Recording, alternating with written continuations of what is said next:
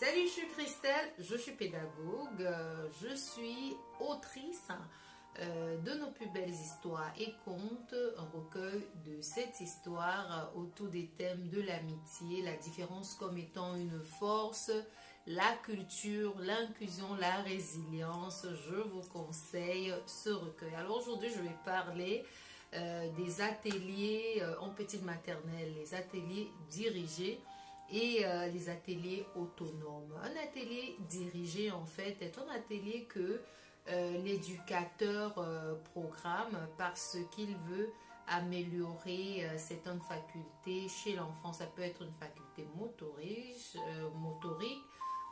ou bon, l'expression. Ça peut aussi être dans le domaine de la construction, des mathématiques, voilà. Et c'est à l'éducateur de définir la durée de l'atelier. Ça peut être une fois par semaine, ça peut durer une semaine ou 2 semaines. Alors c'est l'éducateur qui pilote tout l'atelier. Voilà.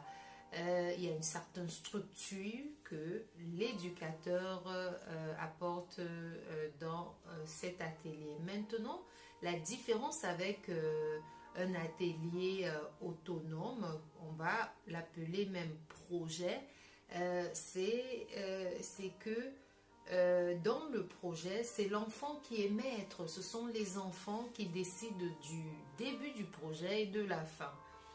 Nous allons prendre des exemples pour être plus clairs. Comme exemple, nous avons ce projet-ci, c'est en allemand, je vais traduire la nature, alors moi et la nature. C'est un projet qui visait à développer chez l'enfant la sensibilité pour la protection de la nature. Alors, la première semaine du projet, les enfants ont voulu dessiner un arbre et personnaliser cela avec voilà, leurs propres mots, leurs initiales, des mains par exemple, où ils ont écrit pourquoi est-ce qu'ils aiment cet arbre particulièrement. C'est un arbre qui leur rappelait beaucoup de choses et qui avait malheureusement été coupé. Voilà, donc les enfants en fait ont décidé la première semaine du projet de dessiner. La deuxième semaine, ils ont lu ce livre où ils ont découvert différentes formes, différentes